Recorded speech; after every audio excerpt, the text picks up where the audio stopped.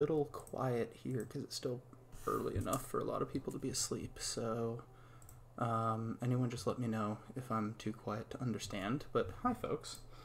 I woke up this morning and there was a call for a stream of some Pro Elves versus some Skaven, I think it is. So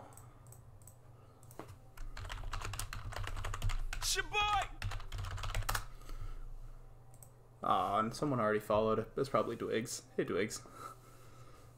Yeah, it is Dwigs. How you doing, man? Let me know if I'm too quiet. I'm just trying to be a little sleepy here. Let's actually... Nobody look. Oh god, horrible spoilers. Horrific, horrible spoilers. Let's start from the beginning and just catch up here. Let's start right from the very beginning. So, this is Color Confusion. Who... I still don't know how people do this, but it's pretty amazing. Who exist to just frustrate me, and they're gonna go up against some Skaven, as I thought.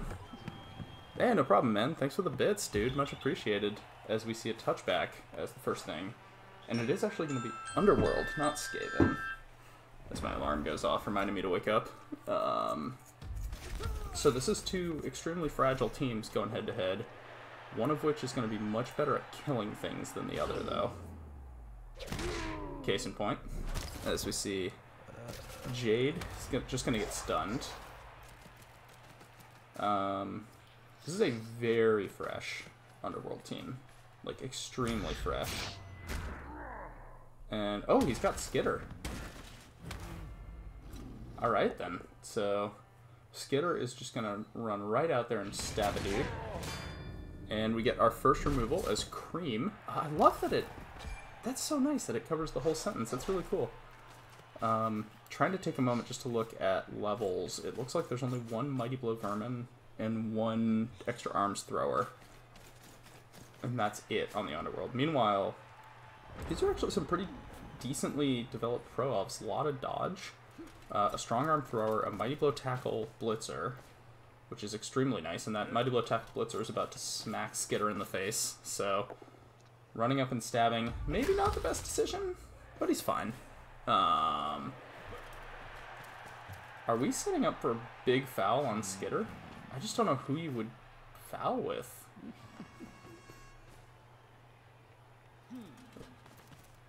No, we're not setting up for foul, unless he's planning on dodging. No, he was... Alright, I appreciate the moxie. But he's going to get punished for the attempted dodge out to foul, as he does take another stun. So despite the Pro Elves definitely having the skill advantage, the Underworld certainly have the momentum right now. Tons of armor broken, one removal, no bench for the Pro Elves, and only one Loner Goblin for the Underworld. Which means that he's down some players. And nothing doing on the catcher. He will be fine.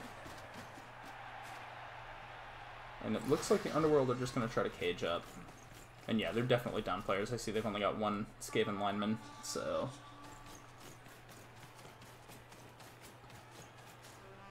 Definitely hoping Skitter can make up a little bit of the difference of TV here. And interesting, he's not going to cage. Maybe a little bit nervous about the Pro Elves' ability to just get in the middle of that and be obnoxious. And we see a last-minute fireball, and it doesn't do much. You wrecked his elves pretty bad. Oh, yeah, that would do it. I was going to say, for wrecking his elves, he's still got a pretty decent setup here. I think he's missing a blitzer, and that's the only thing that I can see that's really egregious, as he continues to hunt Skaven pieces here, which is generally wise when you're facing Underworld. They're all AV7 anyway, except for the blitzers. And the Pro Elves are going to be able to get around to screen off. And I think, how many catchers does he have? He's got 1,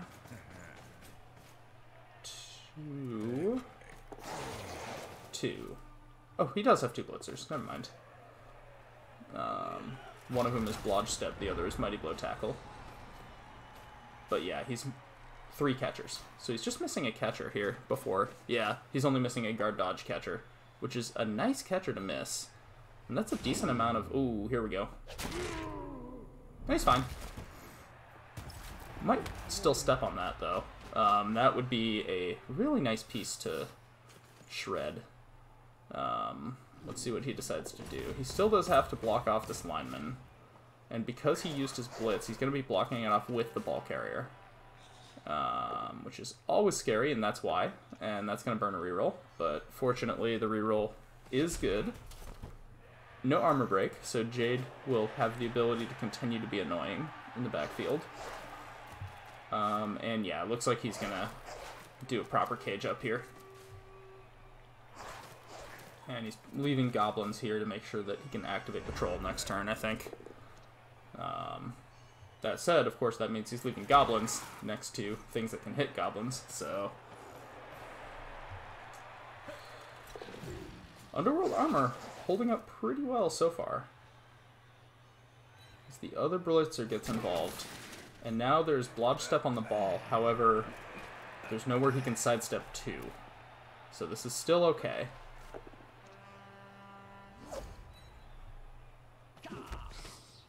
And white is just going to push Skitter off.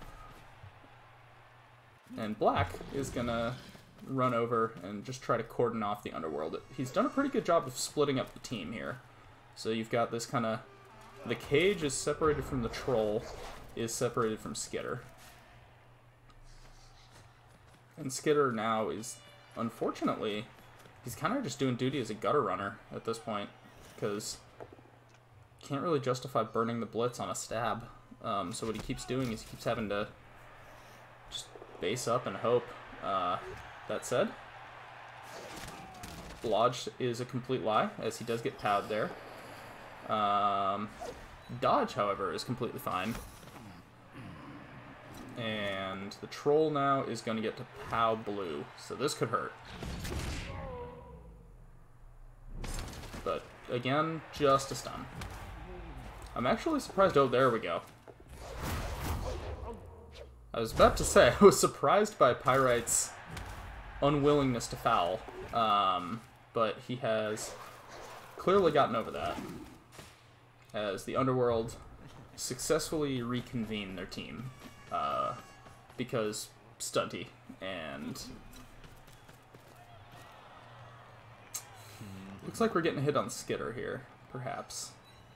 Oh no, we're getting a chain push.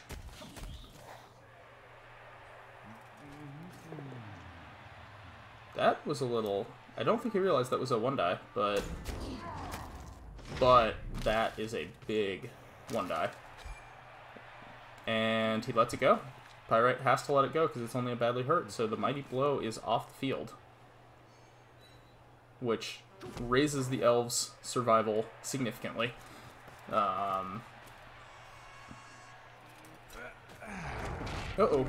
There is 3+ failed, though. And Spikosaurus lets it go. Didn't use his... oh, no, he did use his blitz to take out the blitzer. And stab doesn't do a thing. And this is why you can't rely on it. Because even against AV7, it's only like a 42% chance to work. As the other blitzer is now going to get involved. And there goes another elf.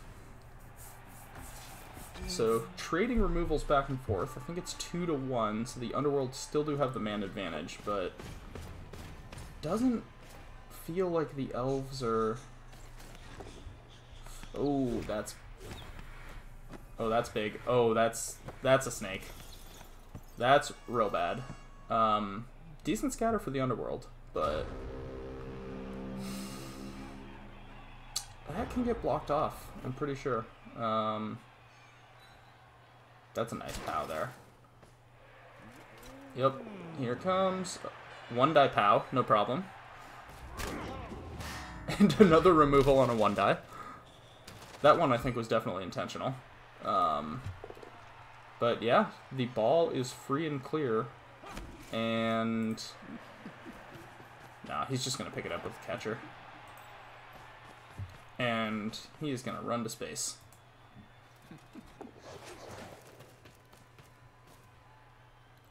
So really inopportune timed snakes, and the Pro Elves just immediately capitalize. Skitter can still get around this, I'm pretty sure, although I'm not so sure anymore.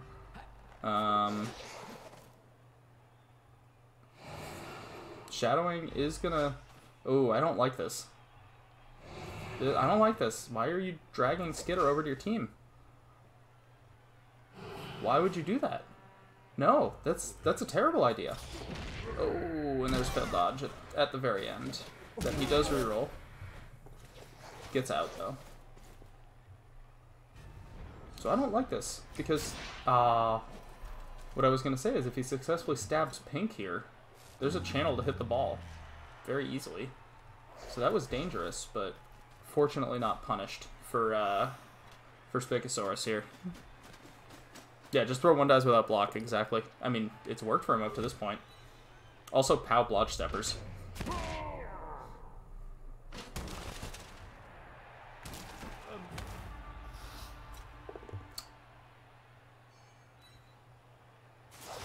But yeah, this drive has gone a little bit sideways. Yeah, Shadowing and Tail are amazing. Stab, not so much. Spicosaurus gave him the opening, but fortunately, Skitter was too dumb to take it. And he's going to take a POW for his troubles now. But of course he's completely fine, because Gutter Runner's secretly AV8, or 9, or 10.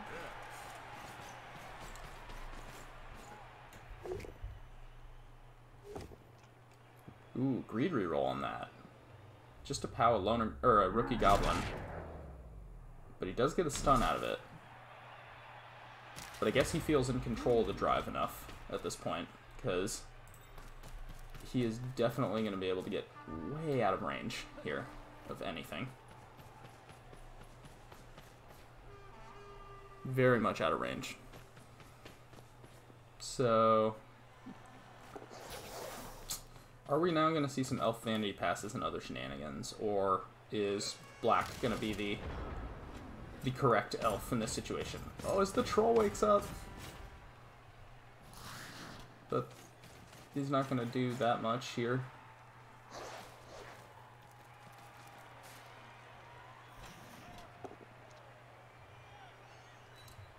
Pyrite at this point just purely going for damage, which is reasonable. Someone should go over and make sure the troll can activate. Oh no, we're just going for straight. You can score, but this is going to hurt you. But it's just a stun. And Stab continues to be completely garbage, even against AV7. So I'm thinking, out of these two, you probably want to leave it on Black, because then if he scores, he'll be within an MVP of his second level, so he can get block. Yeah, this is exactly why you don't Fireball on turn 2 for attrition only. Exactly why you don't do that. Meanwhile, just POWs continue to come flying in, although, yep, there we go. Skitter's gonna go down and be fine. For the number of POWs we've rolled this game, you'd think we would... Oh, that's Greed.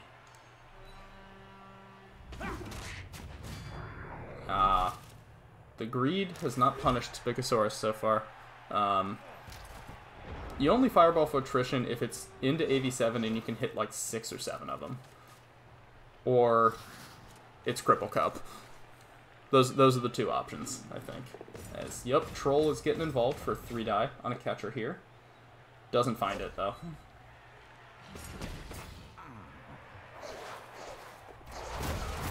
And we're going to step on the guard piece again.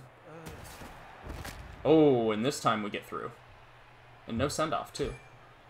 But he's going to let that go.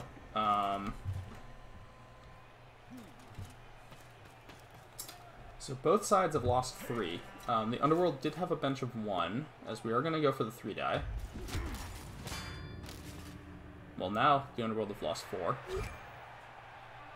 And we are then just going to run it in. Didn't do the full run-up, though, which is pretty poor form. How else are you going to get those rushing yards if you don't actually use them all?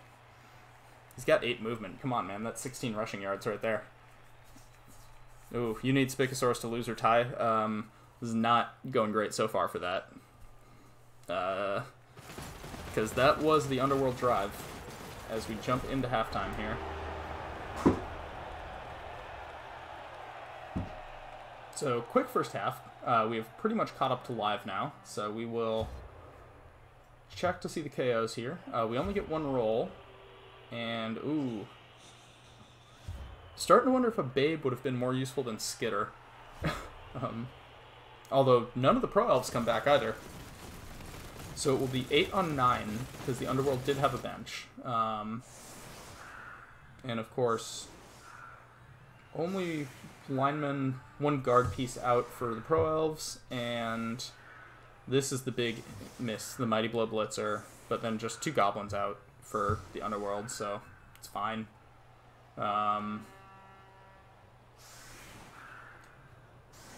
So only a single player advantage for the Underworld, though, doesn't feel great, particularly because it's the Pro Elf offense, and Pro Elves are extremely difficult to stop on offense. Nerves of Steel is a skill. So how many? Ooh, wow. You, Rice, Shadora, Sace, Det Monkey, Spicosaurus, and Nexus. Damn. That's a lot of people. Ooh. This might help.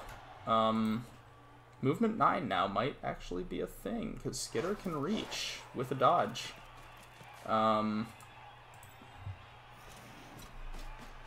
And yeah, we're going to even get rid of the dodge. Just the push is fine. So now just a GFI for Skitter to have a 3+ to catch the ball.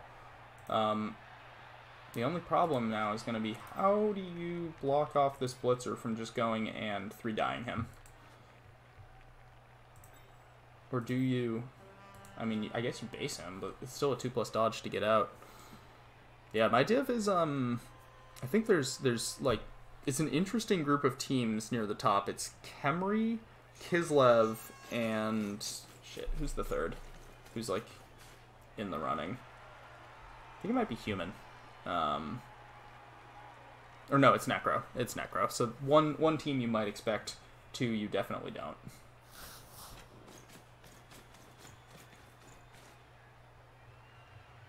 The Troll gets a block here too now, so very well set up on the Blitz. But I think before you do the Troll block, you take this run. Skitter's run. And he's gonna be under it. And the Troll gets a hit. But the Pro Elf is completely fine. And Skitter catches it, so... because he's movement 9, if Spicosaurus doesn't knock this loose this turn, Skitter may just run it in. And all of a sudden we have a game on our hands. So really interesting. And yeah, he's going to be pulling a lot back for this.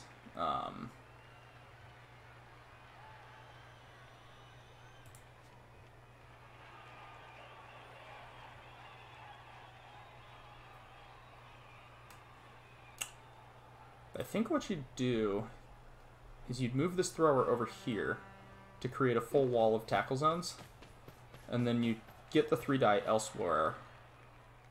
Oh, I see what he's doing though. Because what you want to do is you want to push Skitter this way, and you want to make sure that he doesn't have space to dodge into.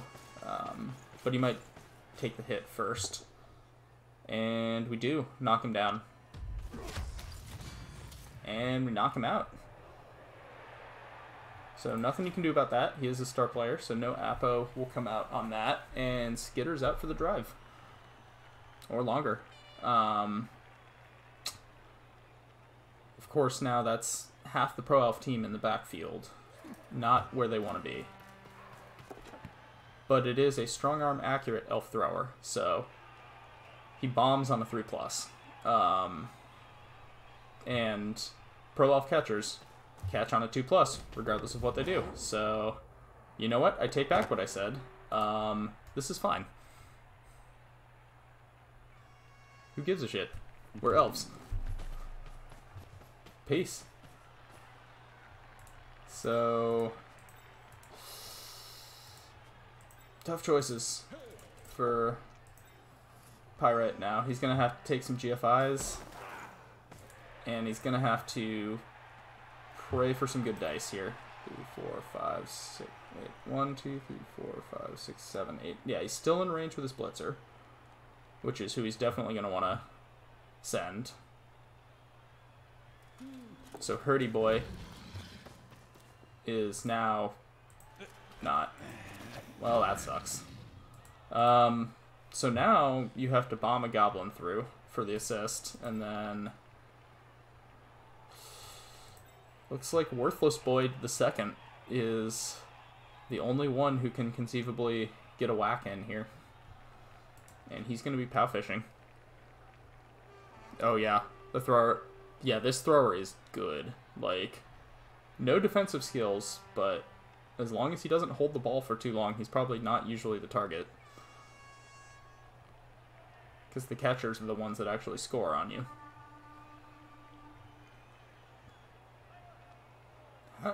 I guess it's Pro Elves, but I'm surprised he's gotten this many skills this quickly. Like, this is a really well-developed Pro Elf team. And yep, here we go. Stunty. In Stunty we trust, and it works. And here we go. So Will the Pow. And we do find the Pow. So Black goes down. The Scatter goes out.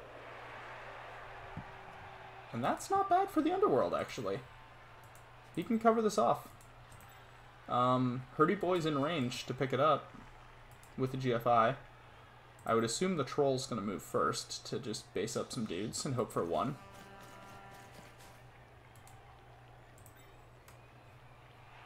This could be worse. Worthless Boy. I think we have to change his name to Slightly Worthful Boy. Oh, okay, so you got 9 games in. I guess if it's a Pro Elf team and they're just chucking vanity passes and scoring like it's going out of style, as long as they don't take too much attrition, they'll level pretty fast.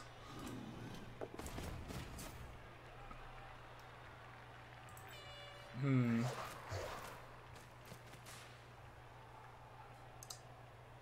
was wondering if he was going to consider chucking a Goblin, but that's pretty low odds of success, just to eliminate a GFI to pick up the ball. Looks like he's going to be taking Throwy Boy, so he values the 2+ pickup. He'll take the extra GFI for it.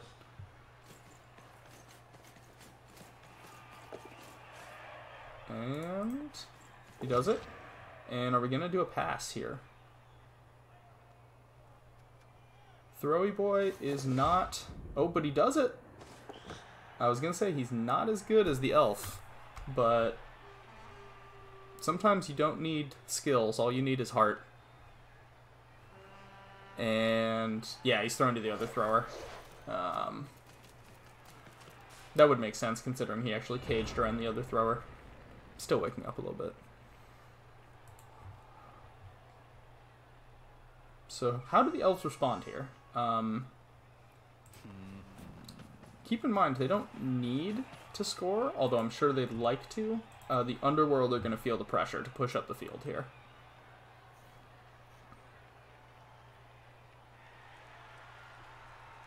And the Underworld just really don't have much of a team left to push up the field with. They're a little scattered here.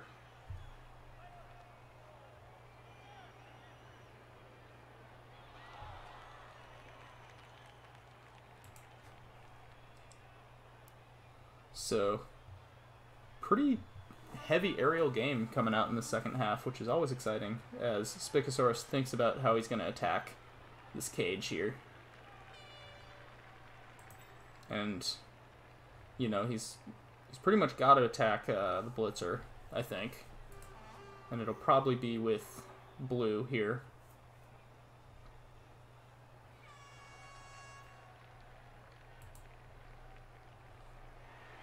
I guess the question is, what do you do with the rest of your team?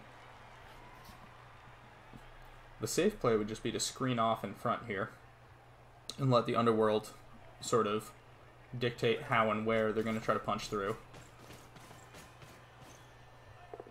As the blitz comes through, no good. And he re-rolls it. So Spigosaurus has been pretty aggressive with his re-rolls so far. And without the re-roll, I don't know if I'd risk taking the GFI to put Blodge Step on the ball. Or Sidestep on the ball. And he doesn't. He's just going to put Dodge on. Basically say you don't have Tackle. There's no way you're getting rid of 2 Dodge Elves. Oh, and he does put Blodge Step on the ball, actually, just a different piece.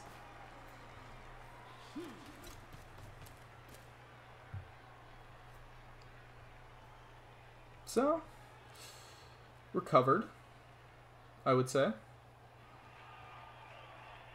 Recovered very nicely.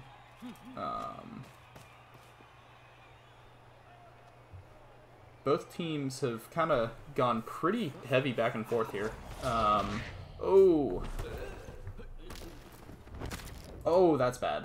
Black failing the dodge. That's an MNG. He won't Appa this, I don't think. Although he's thinking about it.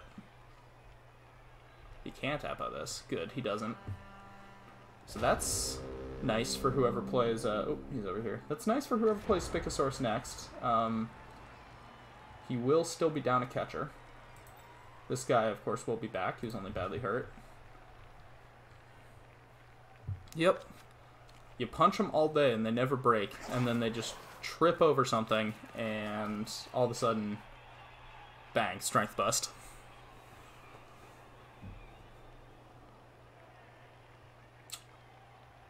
So, how do we approach this if we're Pyrite?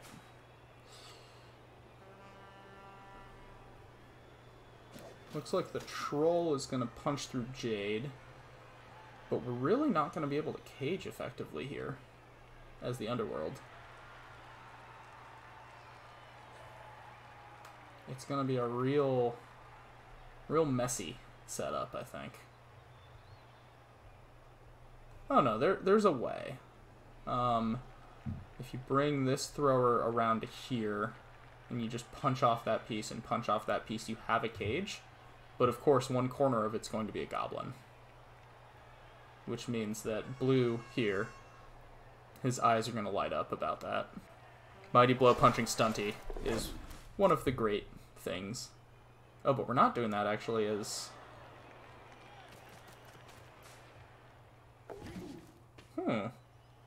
What are we doing here?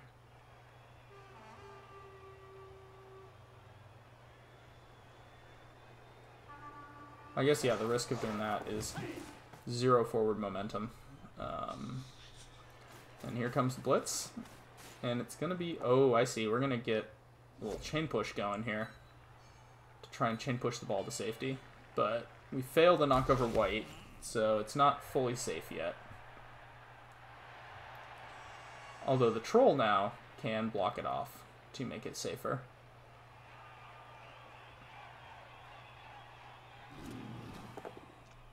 And the Troll finds the POW. Yeah, I was thinking, like, at this point, do you start... just a stun. Do you start considering getting a little starchy with it? Because this is now very scrummy, and honestly, that kind of favors the elves. Because the Underworld have a lot of strength, too, still floating around, so they can't punch as effectively. And they get punched better. And so that was all his pieces moved to make sure that the ball was not based. But now I think he's Pyrite's sitting there being like, alright, what do I do with this? Because not based does not mean safe. Especially with elves floating around.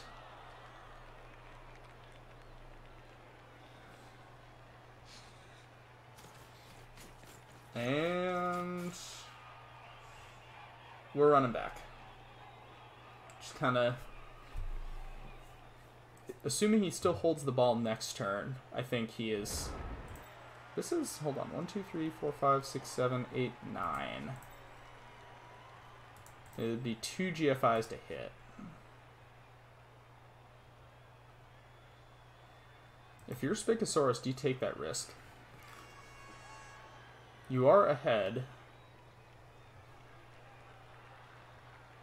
but the Underworld, if they do manage to grind through and score, a draw is definitely not what you want, and that's Dub Skull.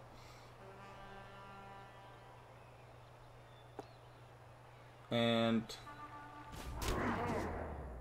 the reroll is good. Mighty Blow gets a stun.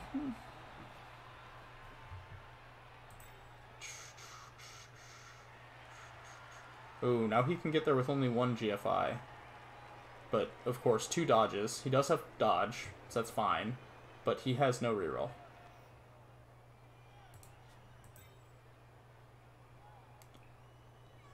And he would have to take another 2+ dodge for an assist with pink. So is that really the play? Or, as elves, are we just saying, this is fine, we can get out and reposition much easier than they can.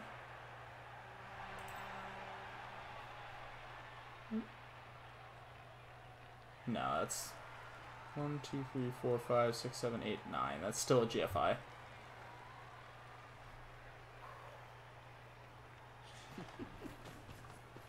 Oh.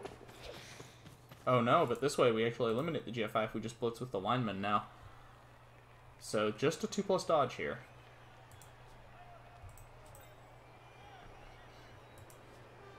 I like this better. And we find yet another POW.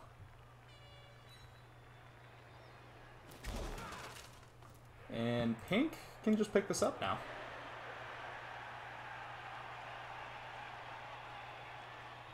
And I honestly think the thrower may have been better served being here. Because at least in the middle of his team, he's safer. Now, this is interesting.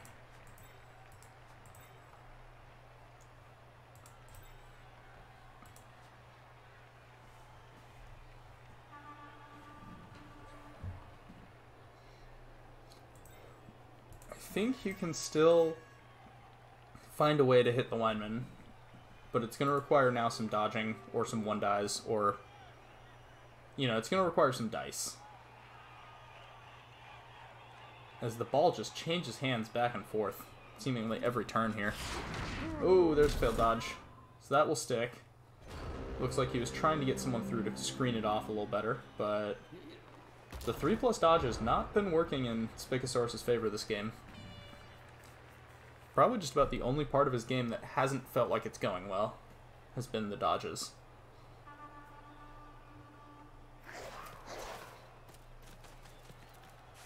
Alright, so we have the assist. I would assume we're just going to stand up and blitz with Runny Boy. But in order to do anything, we're going to need to block off Ebony here. Oh no, we're just going. Ooh, the reroll is burned. Smart use there, in my opinion. No armor break, but ball is loose. Now it's a 3+ dodge with either thrower to pick it up.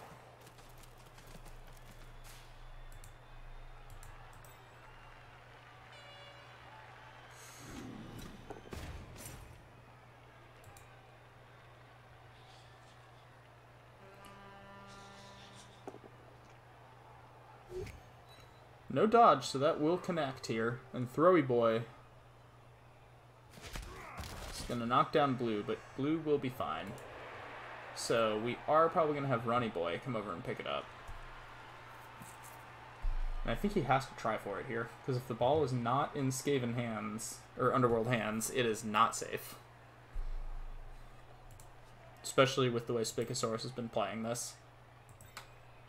There's 2 catchers in range.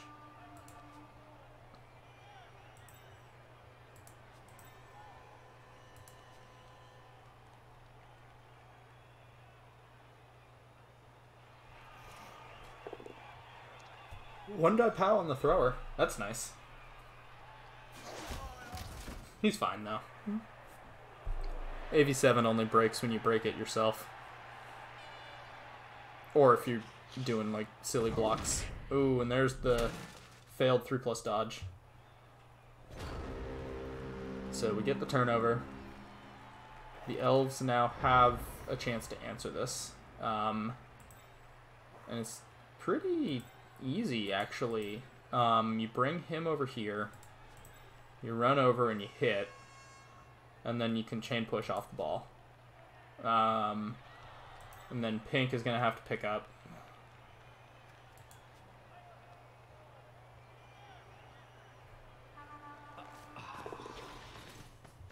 Yep, and that's exactly what he does.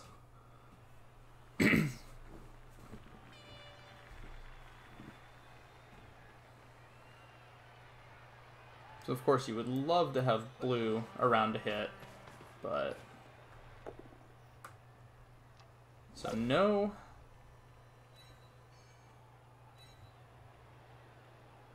Unfortunately, this guy's in the awkward spot to not be able to do it the other way. Because that would have been more ideal, because then you would have been hitting the piece without dodge, but... Honestly, I think you just go with Ebony here. Just yoink, and then take the GFI.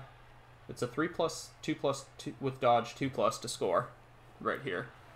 Which is better than what you're going to get with the lineman on the ground. Oh, but he fails to pick up. Rerolls it instantly. Gets it. And the jukes. Makes the dodge. And scores. And that pretty much puts the game out of reach for the Underworld.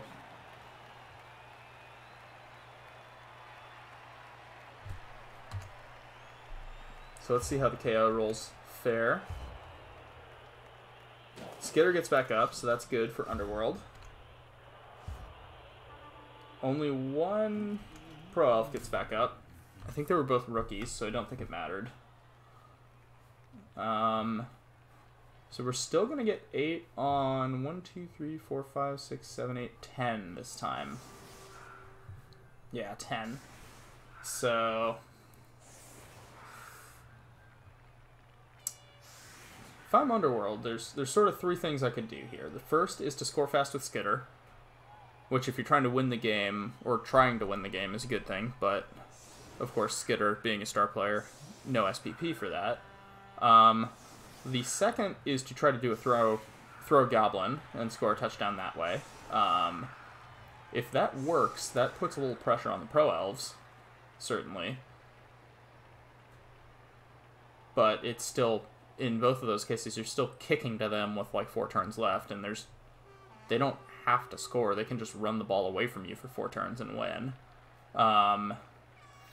The third option is to accept that you've lost and just try to lose 2-1 and get the touchdown on something you care about, like the blitzer or one of your throwers, to get further development on the team.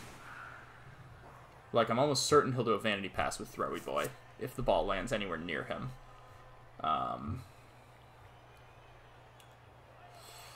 Got to get those manatee asses in. But yeah, I would...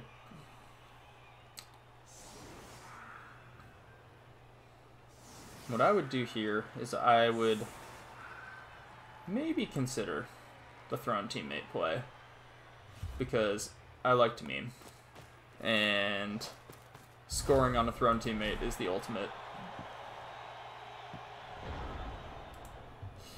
Alright, that's a vanity pass right there. Just waiting to happen. I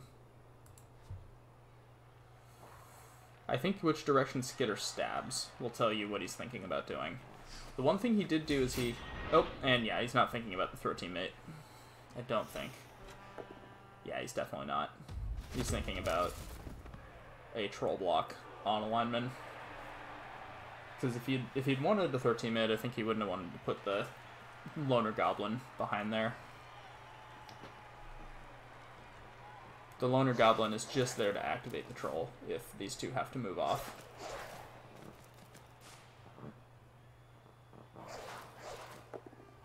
And we get a 2-die block with a Gobbo, but pink will be fine. And now we get our 3-die with the troll.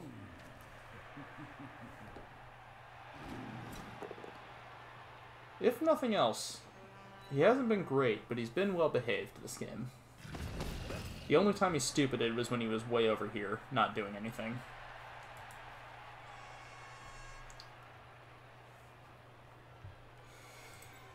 So where do you go now? Is Worthless Boy going to be your guy that scores? No, we're going to have Runny Boy hold the ball. We're going to get a blitz on blue. Double pow.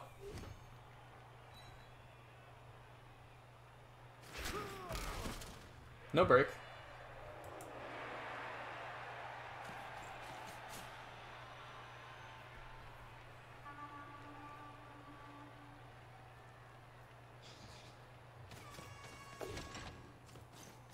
Extra arm's going to do a thing. And Vanity Pass. Uh-oh. Nope, he's got it. So that's your level on Throwy Boy. So Underworld are at least getting something out of this, even if it's not what they wanted. Most definitely not what they wanted.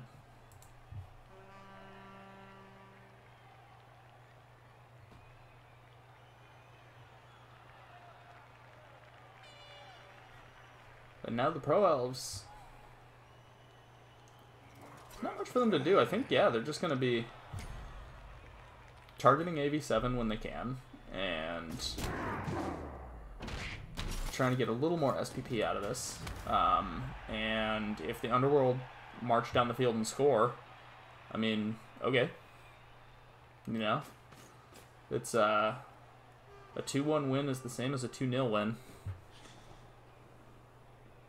This is pretty done, unless the Underworld want to go for some crazy shenanigans here.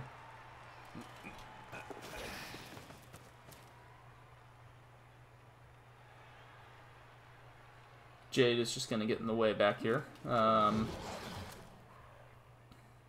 Pink is going to get away. Poor guy. He paid for his heroics. Oh, we see failed dodge again. And he lets this one go. Cream goes down, but will be fine. But Pink had to go on line duty after, you know, doing such an incredible job keeping the Underworld from being able to recover the ball in the backfield.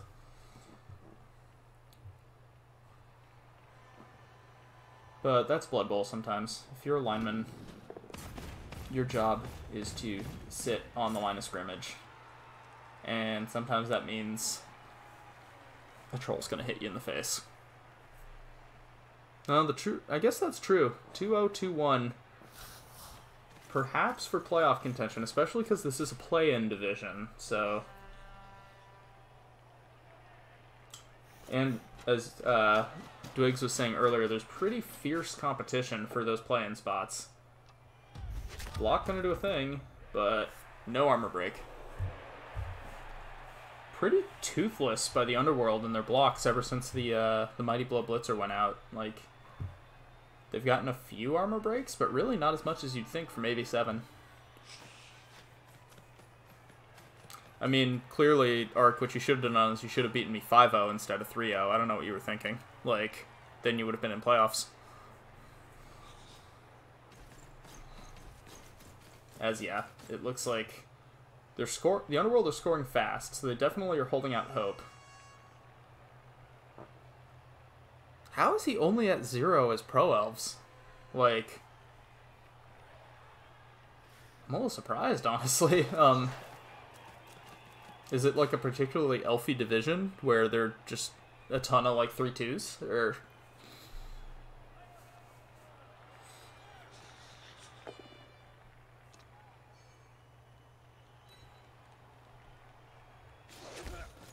Nothing doing there. Yeah, Spigosaurus is now... It is a good point that he probably doesn't want to just give up touchdowns. My thrower did help you a lot for the 3-0. Did you see my last week's game, though?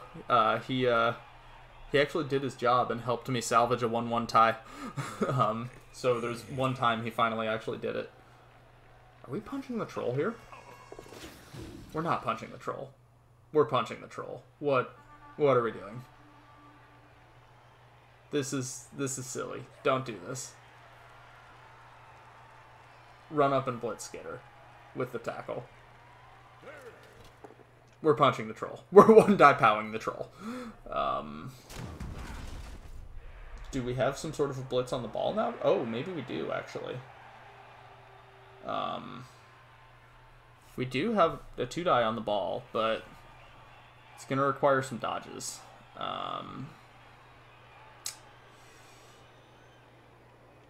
Okay, never mind. I see what you're doing, but this is still a... I would assume this guy, because he's further away, he runs in. Oh no, we're just going for the 1-die blitz, rather than risk the dodges. There's the POW.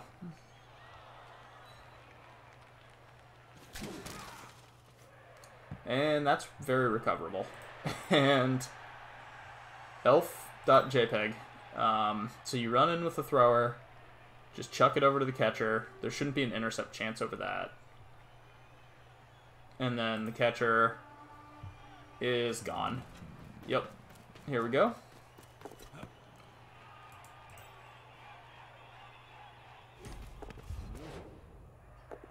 It is amazing what this strong arm accurate thrower does for his... Oh, 2 Dark Elves, Pro Elves, Underworld, Ogres, Humans, Orcs, Chaos, Nurgle, Chorfs, Khemri, and Skip. That's a really nice balanced div. Like, only 2 teams that repeat. 2 Dark Elves. And, like, Dark Elves aren't, like... It's not like you're going up against, like, 4 Claw teams. Well, I guess you're still going up against 3, but at least they're diverse. 4, but they're... One of every Claw team is represented, actually. That's pretty cool. The only way I think you can make that better is replace one of the Dark Elves with a stunty team. Ooh, Bob is playing an REL. I might have to start that up after this, actually. Let's see, what time is it?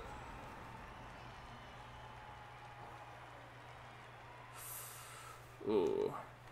His Chorfs are ridiculous. For some reason, I thought Average Rice was a human coach, but maybe he rerolled this season. Well, I guess he did reroll because this is a fresh div. So back to this game. We may pick Bob's up after this, actually. That would be kind of fun. Although I probably won't start from the beginning, just because I probably need to start my day. With the holiday season upon us, there's going to be some family stuff happening through the weekend that I'll want to get ready for. I was planning on actually doing some baking today. So, yeah.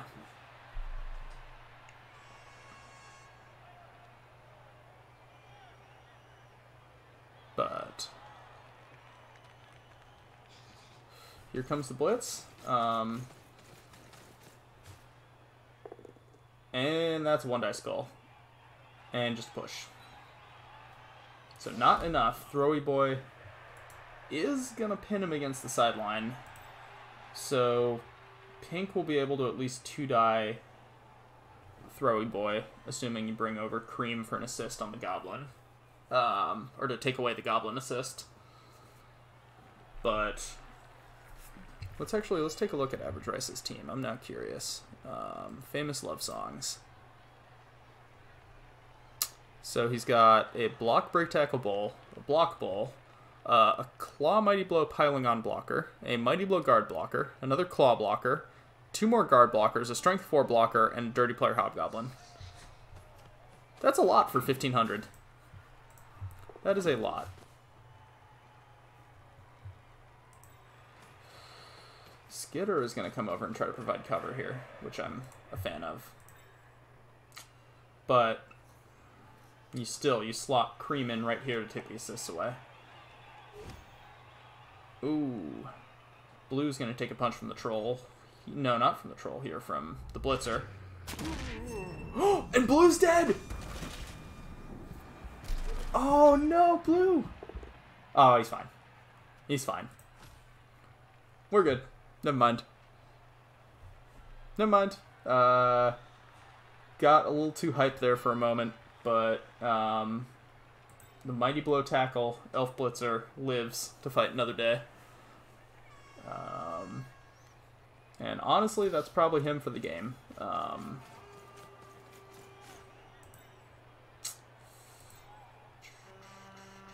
No, you can still get Cream around easily. 1, 2, 3, 4, 5, 6. And then just one punch. And then white scores. Or it doesn't even score. You can just stand right here. And at that point, like... At this point, why wouldn't you just stand right here? I guess either way, you're giving... When you score, you're giving the Underworld another 3 hits on your line, but... So at least that's 2 more SPP for Hurdy Boy, so he's only 1 Kaz away from his level now. Maybe he'll get it in the 2 turns left. Yeah, Blood's in the water. The Thrower would be the next target. If Pyrite wants to be a good citizen of his division and remove as many bullshit pieces as possible. Because as we all know, it's very important to be a good citizen of your division. Make life easier for your fellow coaches. Kill stupid pieces today. Oh, we're not even gonna bother with the block. We're just gonna score, because, I mean, fuck it, just roll 6s. Pardon my French, but when you're elves, sometimes you gotta chuck the cubes. So 3-0. And 2 turns now for the Underworld, as they do get their Goblin back, so they'll have a full team. And the Elves get their linemen back too, so it will be 9 on 11. And Spikosaurus is setting up in the throw teammate defense. And also the get Skitter the hell away from me defense.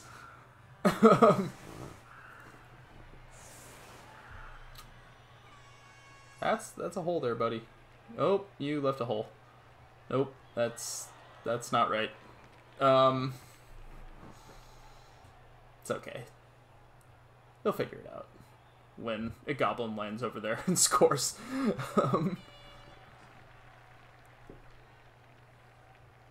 So 2 rerolls, 2 turns. I don't know what you do at this point. Do you just go for damage? Vanity passes? Like, you got 2 turns to give Hurdy Boy 2 passes if you want to go crazy with it. You can throw to Throwy Boy. He catches on a 2+.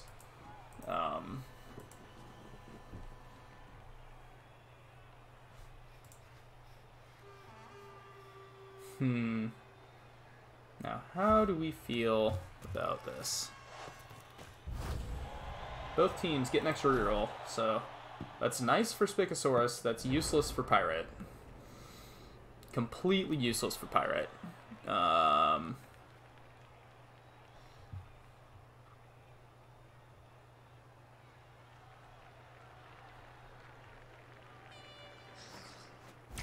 Oh, Stab finally does a thing, but...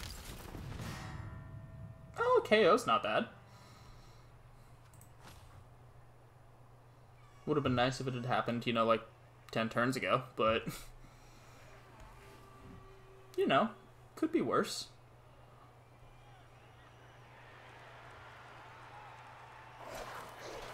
That is the one nice thing about Stab, is it is essentially free. And he had the setup to follow up if he needed it. And we are definitely going for a 2-turn here. And now the elf armor is starting to break. Too little, too late, but if Pyrite's able to kill a couple things, he might be able to salvage a little bit of a moral victory here.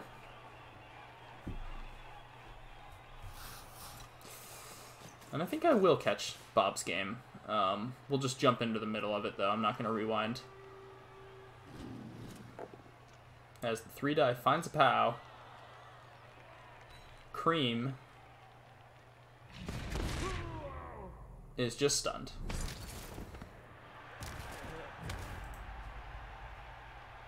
And so, who starts chucking vanity passes now?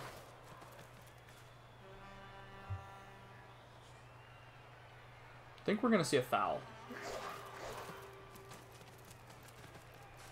We're definitely going to see a foul. With who, though? These two are both out of range. Extra arms, going to do a thing. I was going to say, I assume you just chuck a pass to Skitter at this point, right? No, I guess not. And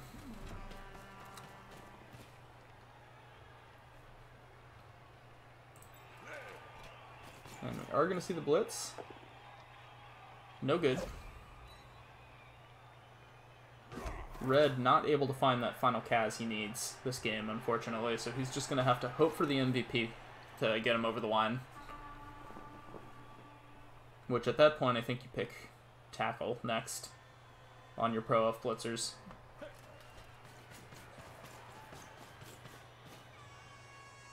Could go Leap if you wanted a kind of silly piece, I suppose. Keep in mind, I'm not an elf coach, so don't treat this as actual advice.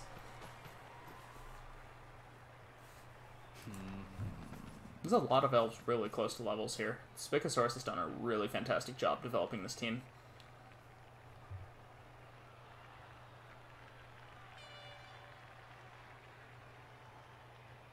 And yeah, we are protecting the catchers as the lifeblood of the team here. And we're protecting the blitzers as best we can.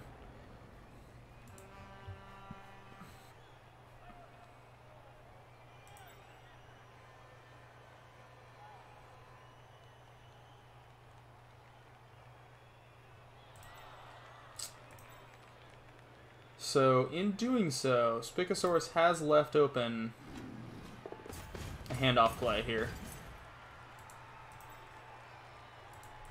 So I would assume what we're going to do is Hurdy Boy's going to run over and hit this blitzer. Oh! What are we doing here? Wow, okay. We're chucking a goblin. I would assume he was trying to chuck it onto something and it just scattered, which I appreciate, certainly.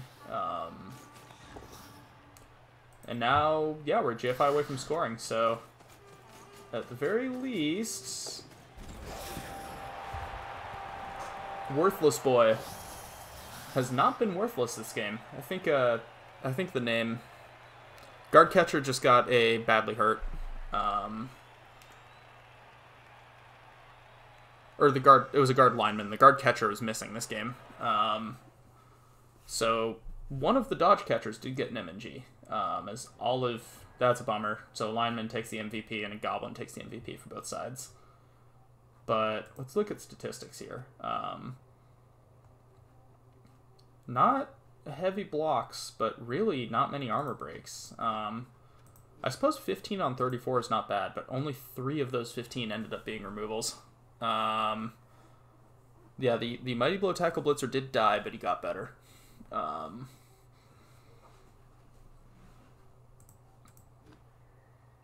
yeah, good haul of SPP for actually pretty decent for these guys as well.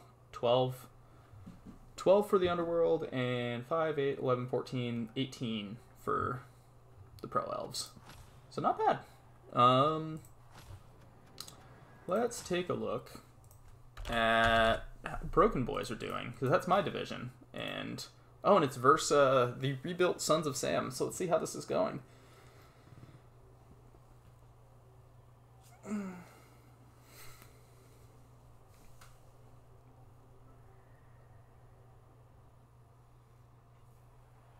Alright, so we are on turn 5, and it's about what about what you'd expect out of a Orc versus Khemri game. There is an enormous pile of players in the middle of the field. And they are all hurting each other.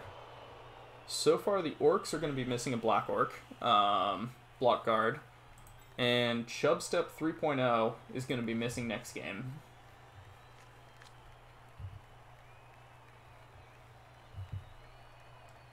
Meanwhile, on the Khemri side, there's a Throw Raw on the sidelines, but he may have been left there intentionally. As we do see, it is the Orc drive, so the fact that they're just picking up the ball on turn 5 is not great.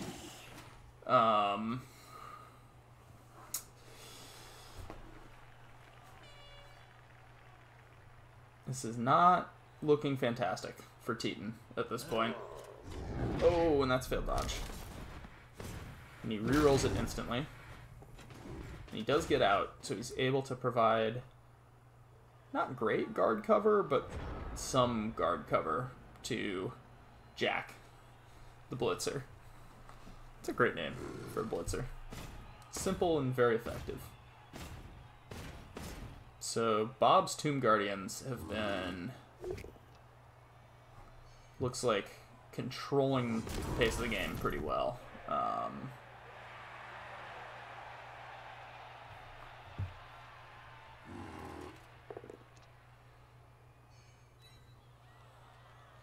not going to lie, I'm going to be pulling for Teton a little bit here because this is my division. And I've played Teton yet, but I haven't played Bob yet, so I would like Teton to hurt some things.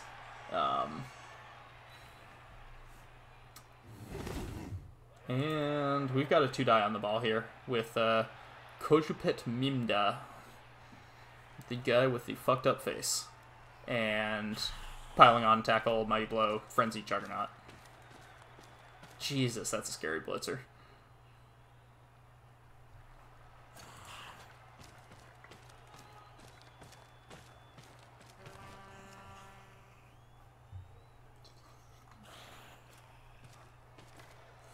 Here comes Blitz. That's going to knock him down. And the catch is a fail. The scatter is great for the Khemri. Right next to a Tomb Guardian. And here comes the Throw Raw. And he just picks it up on a casual 5+. You know, no big deal. Does use sure hands in the process, but oof.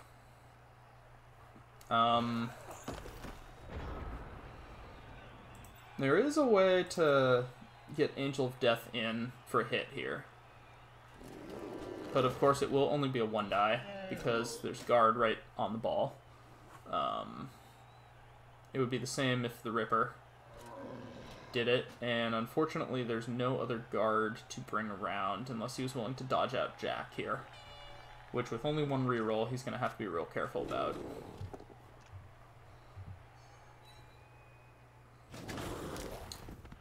As Redlini continues to play with a Black Orc over here. Seems in typical Khemri fashion, AV7 has been pretty good when paired with Thick Skull, and unfortunately for the Orcs, AV9 has not held up nearly as well.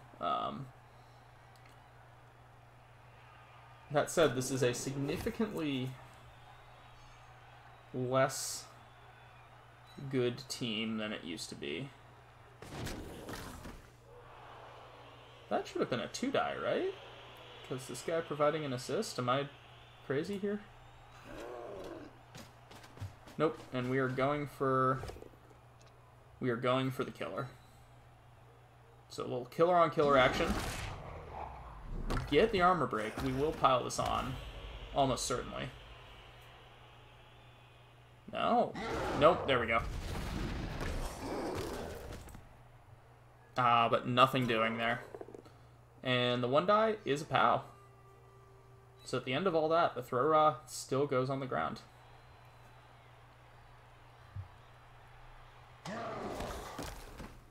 course, we'll be fine. That could be a lot worse for the orcs. The problem is just they are running out of time real fast.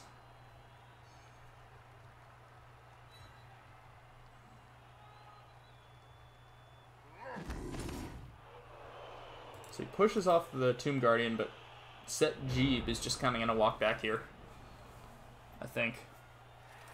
I don't see what else you would do with him. And I think if I'm Shazzlebob, if the orcs don't score this drive, that's fine. Like, it's Khemri. They're not exactly, they tend to win 1-0, or 2-1. They don't win, you know, by turning people over and scoring. They win by just grinding the game out. So, as Vladimir the Blodge Guard Mighty Blow Tomb Guardian that is such a nice piece. That's gonna get stand firm probably on the next level, and then it's gonna be complete. Like, oh. And we're not just going to walk back in and stand, we are going to blitz. We're going to reroll, but more double pushes.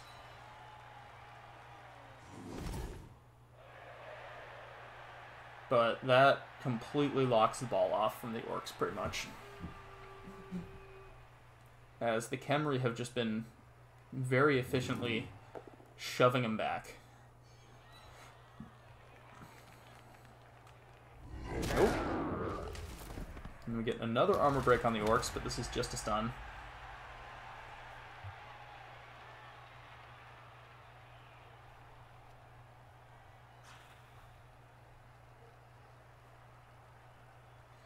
The orcs do have a bench of 1, so assuming the Night Stalker comes back and they don't take any more punishment here, they will be fine. Oh, that's a dub skull. No armor break, of course, but always annoying when that happens. But the Khemri have a bench of 2, so even if armor 7 starts breaking, I just don't see what if the orcs are going to be able to really do any appreciable damage to this Khemri lineup in the next 2 turns. They're just kind of spread out at this point.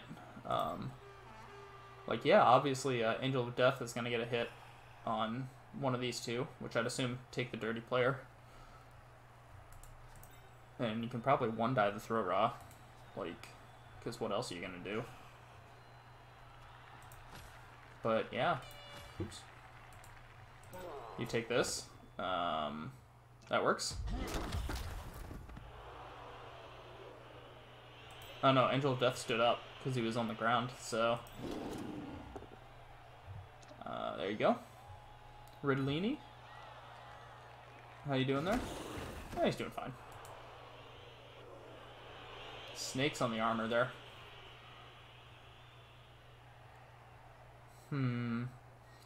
There's just not much the orcs can do. They're completely controlled. Oh, that's a 1-die skull, so that's the last reroll gone. Does get the POW.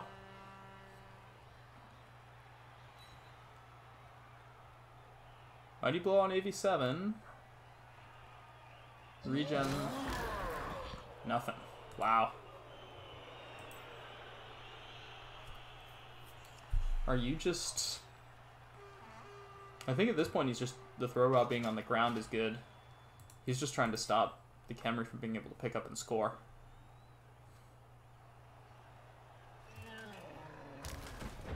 And yeah, he just passed his turn after basing up the ball again. So, good news, it's going to be tough for the Khemri to score, because mass agility too. Bad news, you're about to take a lot of punishment from Tomb Guardians. Like a lot of punishment.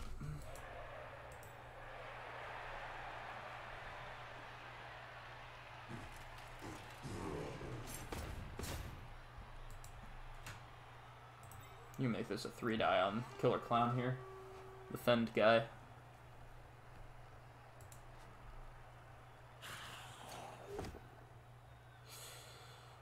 That won't do. He's considering the reroll here. I don't think you do, though. You've still got Seb able to take a hit. And that would be a 3-die. Yep, he doesn't go for it. Oh, it is just a 2-die. Never mind. And nope. The thrower stays upright. Little fancy feat there by Monster of Foligno.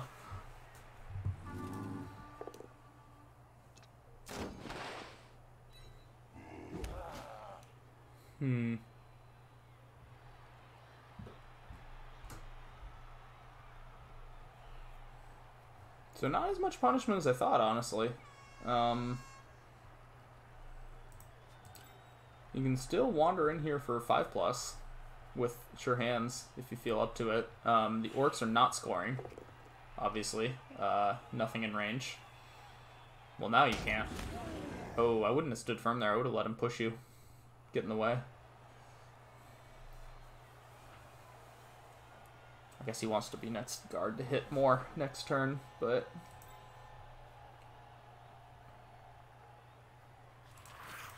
And here it comes.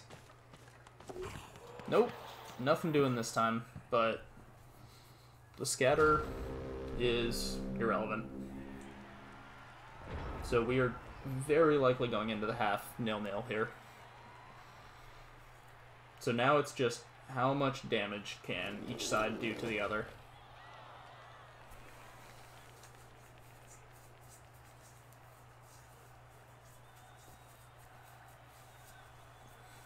And the answer is probably a lot, if we're being honest here.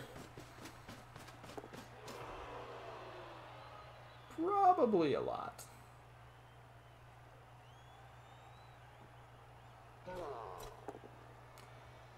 Ooh, Pro doesn't work, so Kojupet will stay alive to jump another day.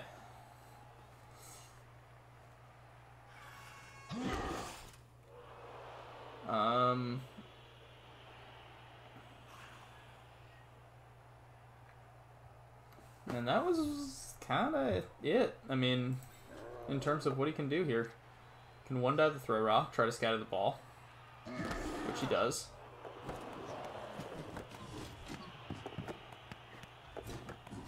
And it goes right back where it started. So... Whoop. So nothing doing there. Gonna take a 1-die, find a POW. No mighty blow on this, though. And the skeleton is fine.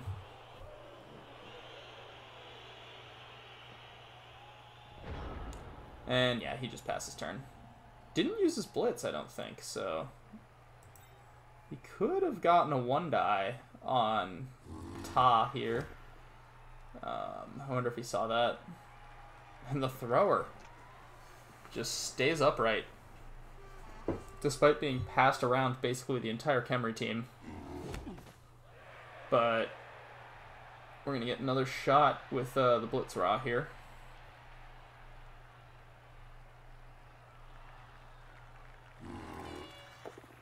Oh, he finally finds the POW on the Tomb Guardian.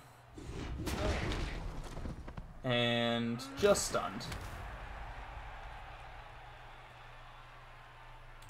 I think I see what he's going to do here. Because you might as well go for the score. So you're going to want to run in, blitz off this Black Orc, and then you go for the 5+ and 2 GFIs.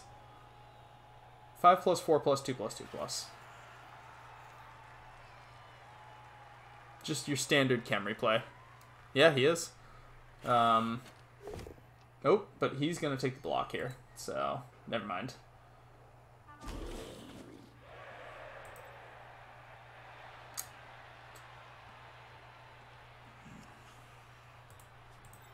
What are we doing here, then? Maybe we're bringing up Timu so that Kojupet can get a 2-die here. As there goes a Black Orc. But he'll be fine.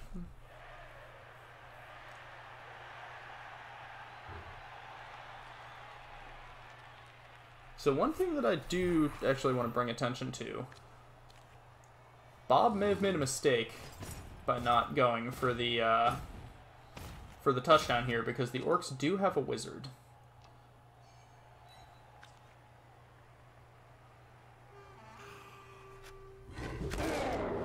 Ooh, and that's KO. That's a nice piece to be KO'd, with only one chance to get him back at the half. So 0-0 at the half is actually okay for the Orcs, provided they get their KOs back.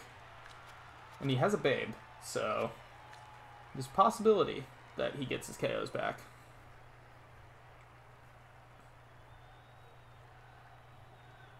I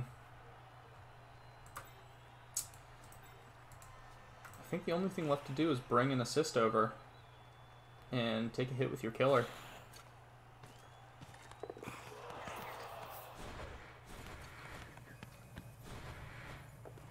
Oh, no good. He was going for the, probably going for the Blitz Raw touchdown there, but that'll do it for the half. So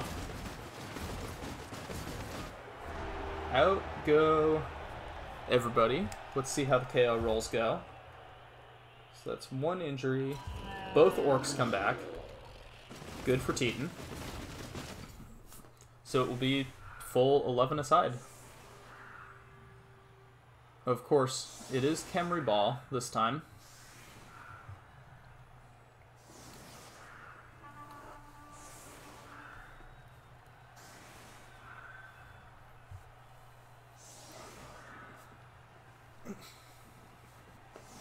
Both Throw-Rahs currently on the field, although it may change depending on the setup here.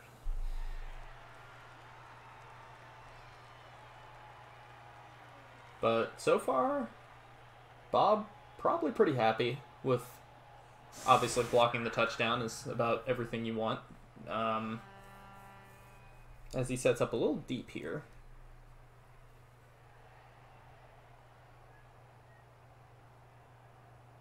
It does give the Orcs field position if a blitz is rolled. I don't know, he got an automatic setup and he's resetting. Never mind.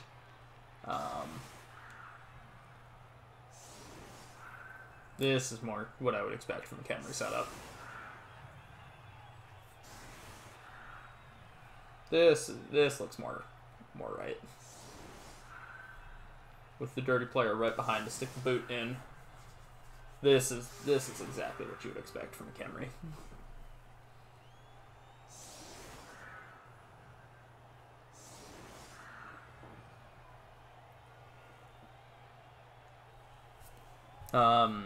Teton, though, although he's got to be frustrated he didn't get the touchdown on his own half, because then he'd be completely in control of this game.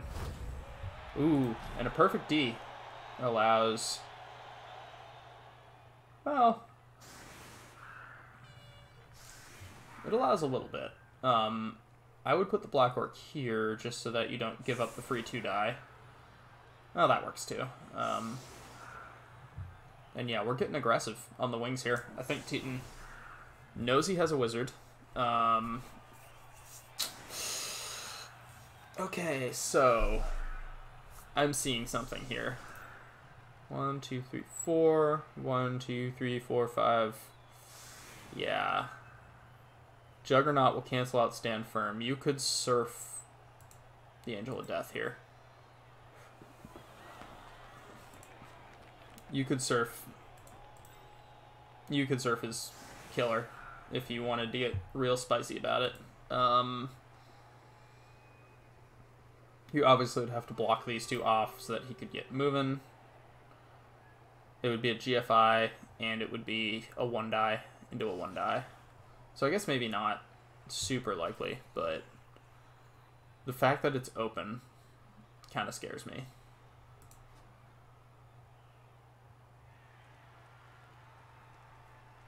Because, yeah, Juggernaut, yeah, does not, not allowed to use Blitz, or Fend, Stand Firm, or Wrestle. So, actually didn't know it canceled out Wrestle. That's kind of cool.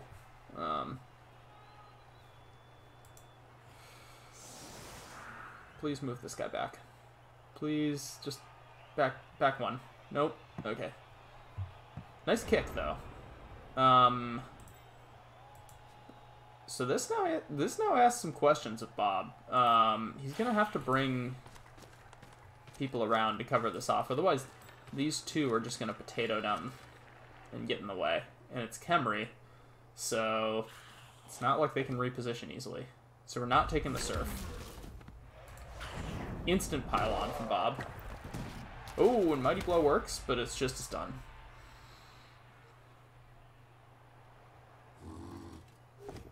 So that armor bust actually not working in favor of Charlie. And there goes Black Orc again. Already not great for Teton.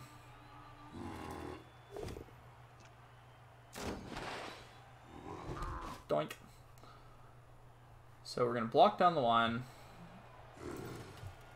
And then... Oh, that's a dub skull.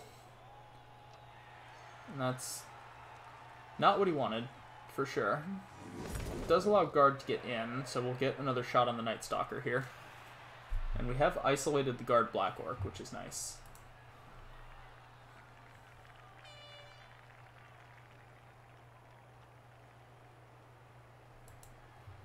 But I wonder if... Because again, this is Khemri. The ball handling is not great. It's only a 75% chance to pick out. If he fails that, and it scatters out, that could get pretty scary, actually. You have to base up these two with something. I would just take the Break Tackle Tomb Guardian over, honestly. Just slap him right there. The Blitz just pushes.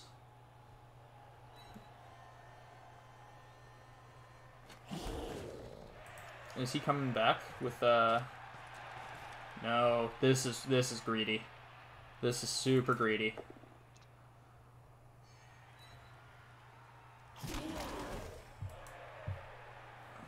This is... I don't like this. I don't... I think this is fine if you cover off, which I think you should do. Okay, that's partially covering off. Now you can take the other skeleton. Ooh, that's a nice stun there. Okay, never mind. This is fine. I take back what I said. Can bring this other skeleton over. Which you absolutely should. He can still blitz through, obviously, but he can only blitz through with one, instead of both of them just being able to run down the field. Well... Alright, here we go. And he picks it up. So... that's okay. It's safer. I still wonder if we won't just see these two. Yeah.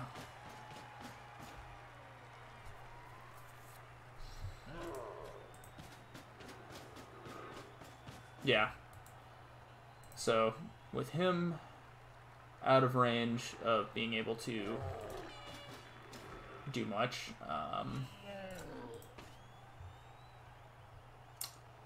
there's not much we can do on the Orc side.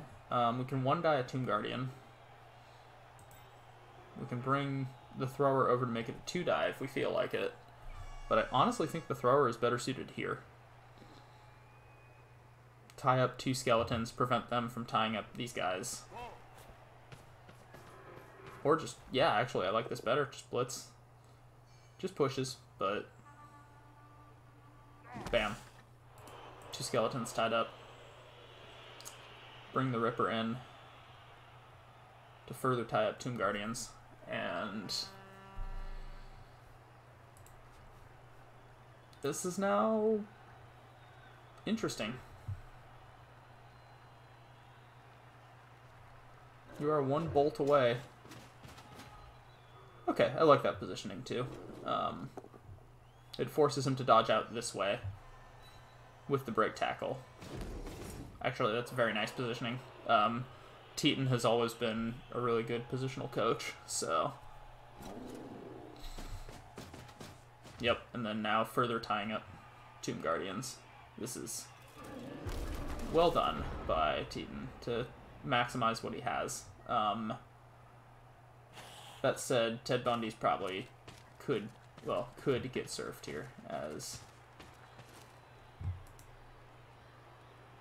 we're going to see the throw rod try to get as far up as possible, and then this throw rod will likely get in the way, but Orcs have a shot here. Orcs have a real shot here.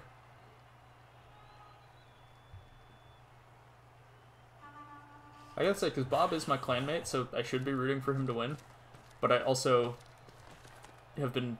Teton has literally been in the same division as me since, like, college. So, I don't know who to root for here. It's... Ooh, that's not good. That's a... Oh, wow. That's a 1 in 9.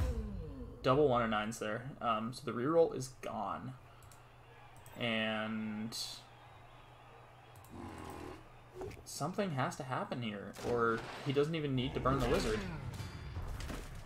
That's nice.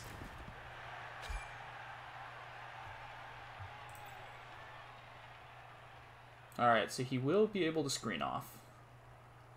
But again, this guy right here doesn't give a crap. You just bolt him. And then you run this guy over, and then you run this guy over, and then you steal the ball. And I don't like not running this guy back. I don't know about this. Maybe he's planning on bringing back... Yeah, okay. Alright, he's planning on bringing back Tifast Heror. Probably stick him right here. Oh no, we're doing the surf.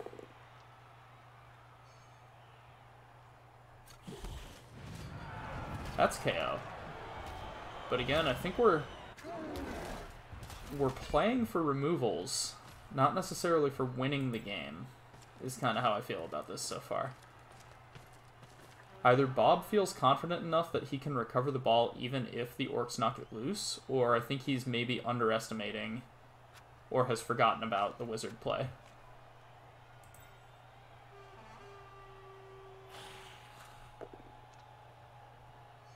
There's double pow. Wow, just random casual armor break from a skeleton is nice. This Orc armor has not held up this game.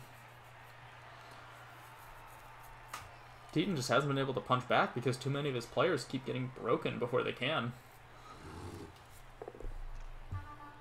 I guess he's lucky he's only had one Kaz so far, considering the amount of armor breaks he's had.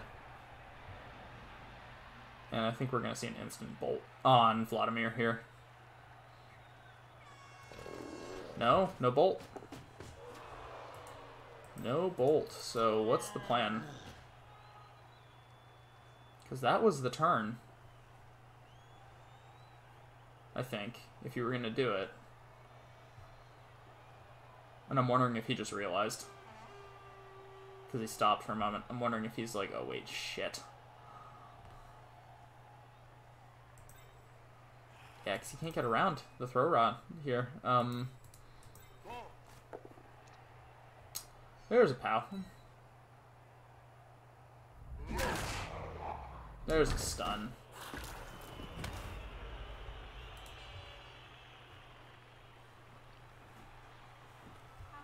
That was a good solid punch from Monster Foligno there, but again, now what?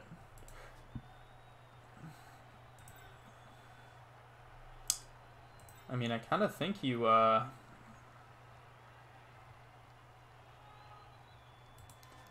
kind of think this was your shot. This turn was the turn to burn the wizard. That's a 1-die. And that's a 1-die skull. Just a push. That will open up a channel.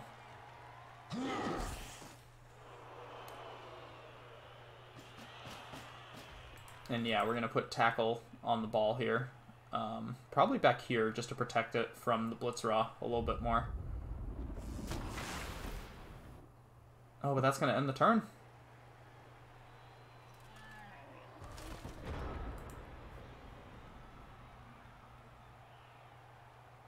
So that's a turn-ending fireball. But I would have dodged out first. Because, yeah, now this is... Ooh. Doesn't take the reroll on that, but...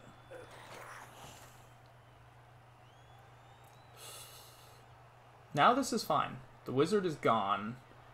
Did not result in the orcs controlling the ball. I think there was a little bit of a misplay by Teton there. I think he should have wizarded first thing.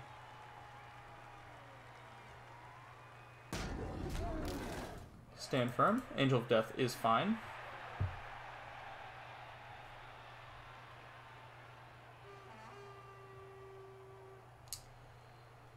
And yeah, Tomb Guardians are just going to keep doing what Tomb Guardians do, and there's now enough Khemri back here and just not enough orcs back here that I think the ball is safe, and at this point Teton's playing for a 0-0. It's the best he can hope for.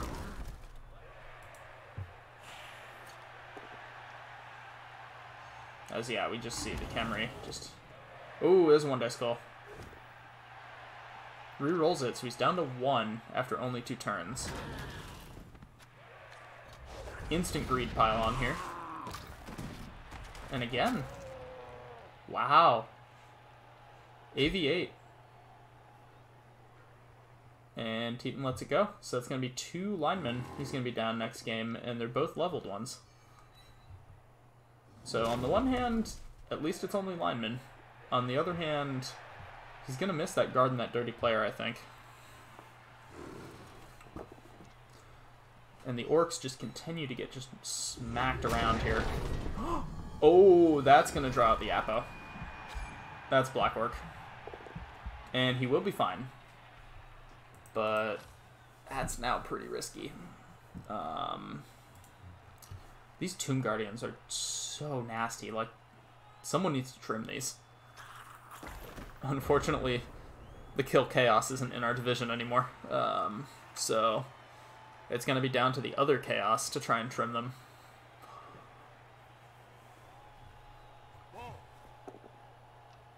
So...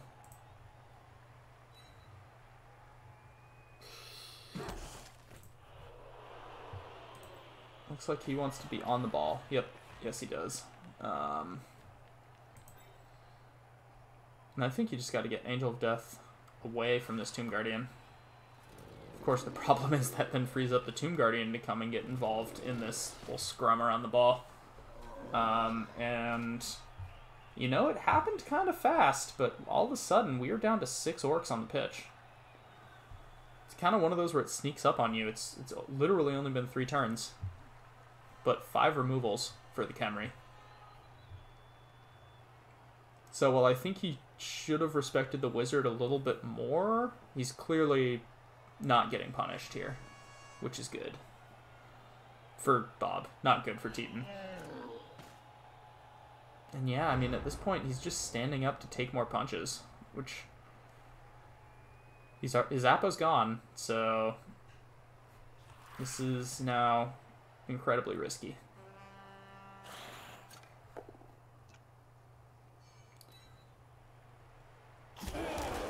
This ball's gonna get cleared, I think.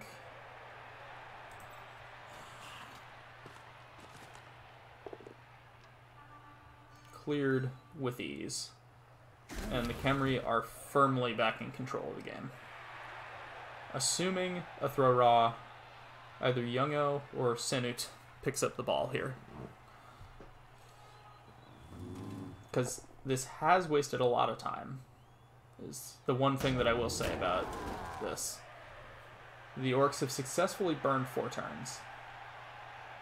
But if they pick it up this turn or even next turn, I think it's fine. As we're going to see a 3-die by a Tomb Guardian onto the Ripper here. In a moment.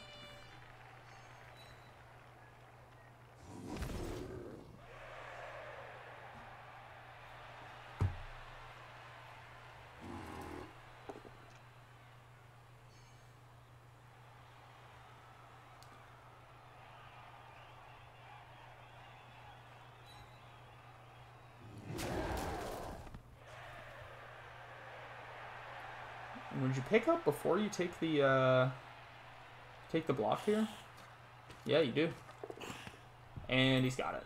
So with that, he's just going to run over here. Or over here, actually. It's a little safer. Because over here, you run the risk of a Black Orc. 4+ dodging out and saying hello. It's going great for Bob. Not so good for Teton. Welcome back. So 2 MNGs, a bunch of KOs. This guy died, but the Apo worked. I feel like Bob left himself open to a wizard play in the backfield, but Teton misplayed it a little bit, and Bob was able to recover. The ball did get knocked loose, but there just wasn't enough orc presence to be able to do anything with it. And Angel of Death has just been tied up on this Tomb Guardian for the last 3 turns. Hasn't been doing much, so not so much you can do here. Is we're gonna try to punch our way through, but now that may have just been to get him off the Tomb Guardian.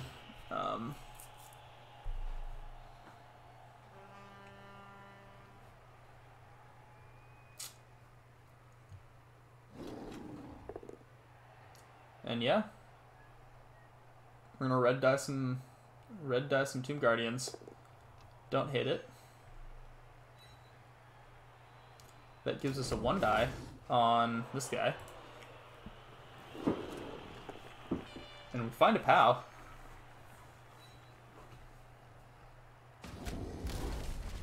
So Teton punching back. I would think at this point we'll also try to dodge the Ripper out. Yep, and we do. So 3 orcs are all that remains.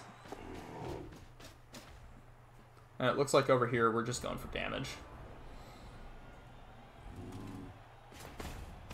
Which, with a Strength 4 Blitzer on a Tomb Guardian, it's going to be hard for the orcs to take momentum here. Or take... What is it called in fencing? Priority? Right of way? I think it's called right of way. So the orcs do not have right of way to block down here. And the red dies were spicy, but we're back in the same spot we were last turn. He's actually doing pretty good this season so far. He's flirting with the top 3 in our division. But yeah, he has had some pretty bad luck in Clan.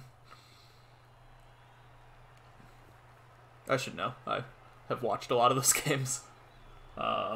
Draft is in like a couple hours, right, Ark? Or...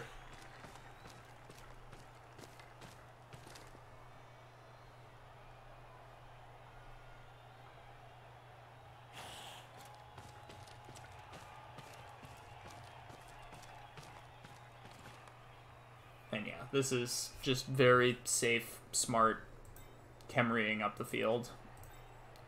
Out of range of anything dangerous. Way too many tackle zones to dive through here. The only thing that I want him to do is just bring the sturdy player over here to cover off. As Ripper is going to take a shot. We're going to pile this on. Because why not at this point? But this time we don't get through the armor. It's not AV8 anymore that we're hitting, so... Yeah, the only thing that I could see that could be dangerous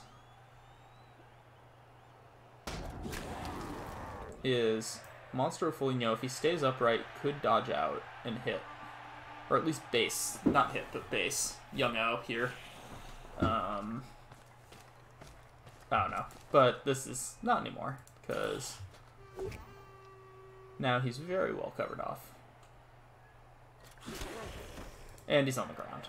So, you know, he's fine.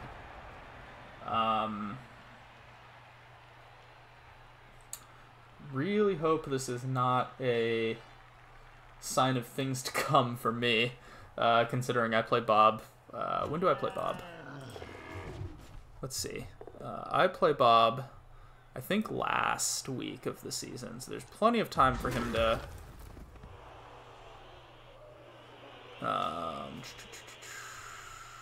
No, I play Bob week 11, so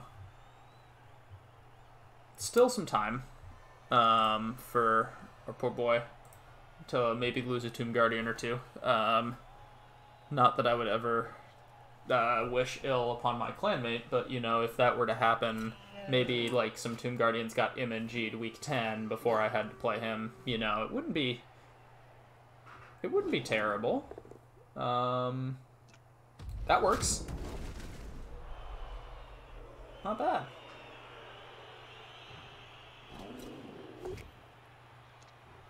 Ah, but block Tomb Guardians are a thing. And doesn't move up this turn. I think just a little nervous. Oh no, wait, that was the Orc turn. Doi. Now it's the Cameron turn to move up. And I think he'll just put the Ripper on the ground and wander up the field. Slowly but surely.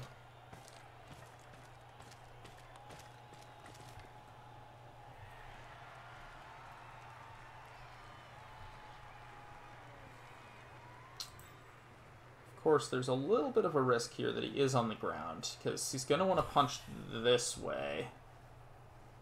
Like that way. And that means he's going to have to spend all his movement to go around. Which means that if he doesn't knock him over first time, Frenzy could bone him. Which means that we could theoretically see a situation... Well, not anymore. No, we could theoretically still see a situation where there's some silly dodge around to one-die the Throw Raw for not losing the game, which is... yeah, Wizard was used. Sorry, I missed that earlier. It was a little bit of a misplay on the Wizard, in my opinion. He had the opportunity to Wizard down the screen. Ooh, Juggernaut does a thing here. Oh, but there's the GFI fail. I think he has to reroll this. Instead of doing that, he Wizarded the Ball Carrier at the end of his turn. But there was no recovery option, obviously, because then it passed turn to the Orcs. And then the Orcs... Or passed turn to the Khemri, and then the Khemri were just able to get enough dudes around the ball to stop the Orcs from doing anything. It was always going to be a little bit of a long shot, but I think he could have given himself a better chance at it. If he had Wizarded down the screen, blitzed the Ball Carrier with Angel of Death, and just trusted in Tackle to take down the Throw Raw.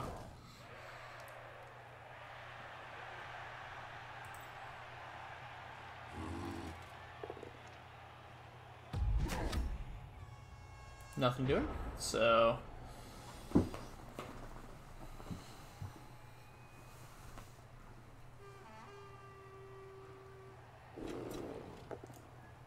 Nope.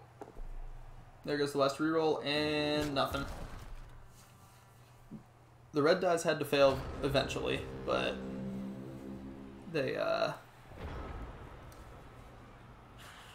couldn't have failed at a worse time. Because now, yeah, there is nothing stopping this from being a 1-0 for the Khemri. 0.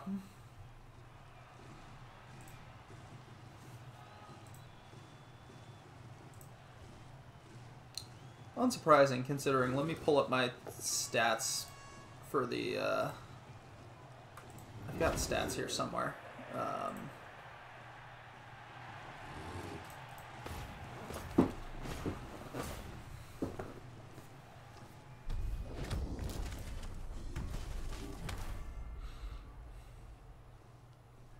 Yeah, through 5 weeks, the Broken Boys have successfully had the fewest TDs against them out of our division. And they've inflicted the second most blocks out of any team.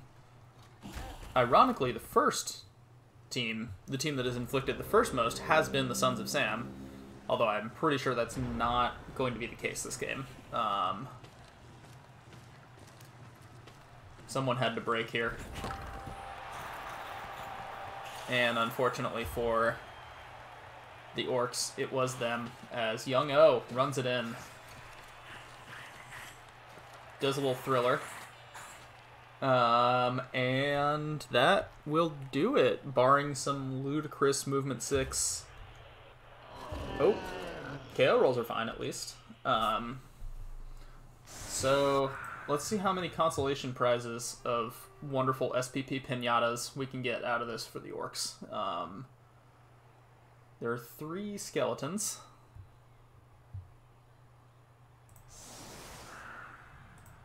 But yeah, if I was to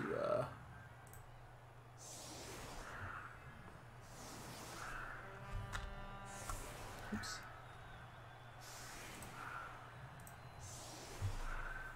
Let's make this a little smaller. There we go.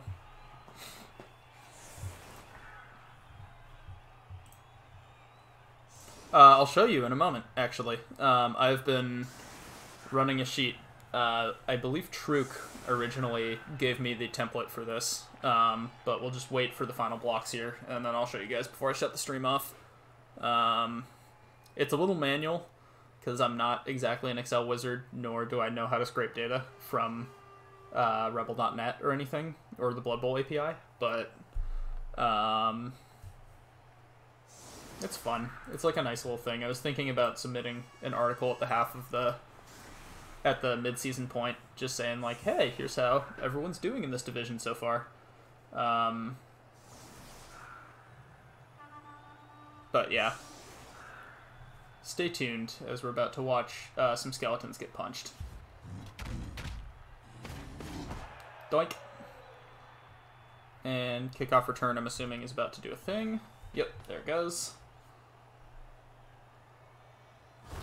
And, oh.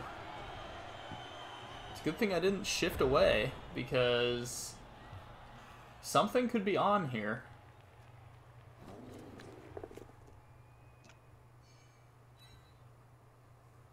Something could very much be on here. So we do get an armor break.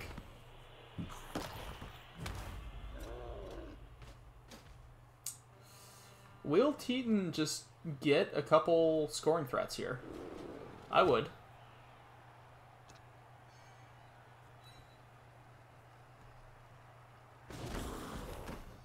There's no reason for him not to. He's got 2 blitzers. He could run down 3 blitzers, assuming he frees this one up. And he does. Yeah, I think you just... one goes over here. One goes over here. One goes over here. Oh, Sure Hand's gonna do a thing. Yeah, just bring the thrower back.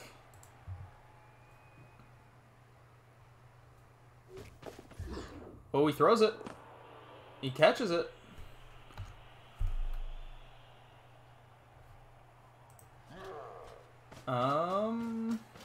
Now what? I guess is the question. Because I actually would have... well, I guess you can still make multiple scoring threats. But now you're going to have to take some GFIs to cover this off, otherwise this Tomb Guardian is just going to walk up and say hi. And we all know about Orc GFIs.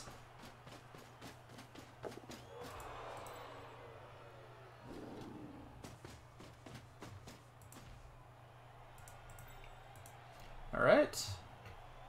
So all of a sudden, there's an Orc threat, but realistically,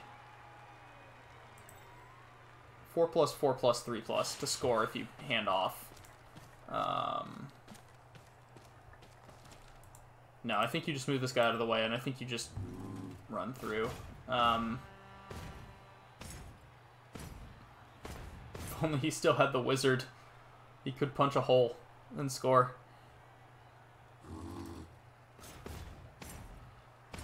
Yeah, that's what I was thinking, is like the pass before the scoring threat. I would have liked to potato some stuff down. I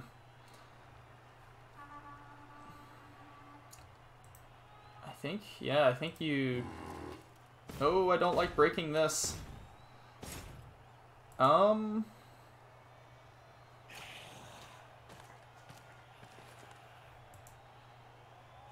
don't like breaking up this line here. I think, honestly, there was pretty low odds of him scoring. I guess the blitz is going to be this Tomb Guardian here. But this is also still pretty low odds. Particularly if this guy goes down. Okay, he doesn't, but... What's this look like? 5 plus, 6 plus, 5 plus, 4 plus, 3 plus. And there's no... Well, there's a stupid way to make that better. Oh, double POW makes that significantly better, actually. You put him right here, I think. You put him right here. There's no world. No, you don't put him there. Oh, no. I think he may have screwed the pooch here.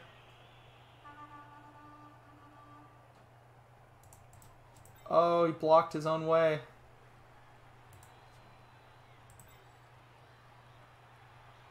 Oh, you had to put him right there. Oh, no, I guess... Well, I guess it was 2 tackle zones either way, but... Oh, and he actually made the first one. Pro? Nah. Only so many 6s he could roll. And just for good measure, a Tomb Guardian catches the ball to end the game. So good attempt. One nice thing for Sons of Sam is they get their final Black Orc leveled. So he's actually gotten that leveled really quickly, which has been good. Red Leany, for his heroics of tying up a Black Orc, takes the MVP. 72 blocks versus 39. So 13 armor breaks out of 72 actually doesn't look too bad. It looked like the Orc's armor was Swiss cheese, but that was really only because they just kept taking hits. Let's see. Pretty decent spread for the Broken Boys. Sons of Sam maybe a little weighted towards the skull both downside of things, but you know, it could have been... Armor 74 is like maybe about what you'd expect, considering it's mostly Mighty Blow. Yeah, that's what I was thinking, is you should have red dyed through before you take the dodges. But anyway, Arc, what I'll show you is I've just been... here. I've just been sort of running a, like, you know, run through of the stats of every team as they go through every week, just pulling it from rebel.net, and out of that I'm able to pull some averages, and then have been doing week over week rankings of how everyone's doing in the division. So you can see Broken Boys, they don't like to let people score on them, and they're pretty good at hitting stuff, but not so good at passing the ball as you might expect. But yeah, no, I've just been having fun with it. This is pretty manual and not all that, you know, sophisticated. I think the way Truk had it set up, it was even smarter than this. I just took it and made it dumb, but this has been kind of fun to play with. So, all right. So well played to Bob. Congrats on the victory. Commiserations to Teton. It was close but no cigar, unfortunately. I think if the Wizard had gone slightly differently, it would have been a little bit better. But c'est la vie. On that note, I am going to cut the stream here. I gotta go prepare for some Christmassy shit. But thank you to everybody who tuned in. Kind of an impromptu stream. We'll be back live tomorrow at 8 a.m. Pacific for my game, my REL game of the week. I'm going up against the nasty Kislev team that's been shredding through our division pretty effectively. He's 4-0-1, so let's see if I can put a damper on his momentum. So I will see some of you, hopefully all of you, tomorrow. Otherwise, have a great game or have a great day. Have great games this week, and have a wonderful holiday. Peace.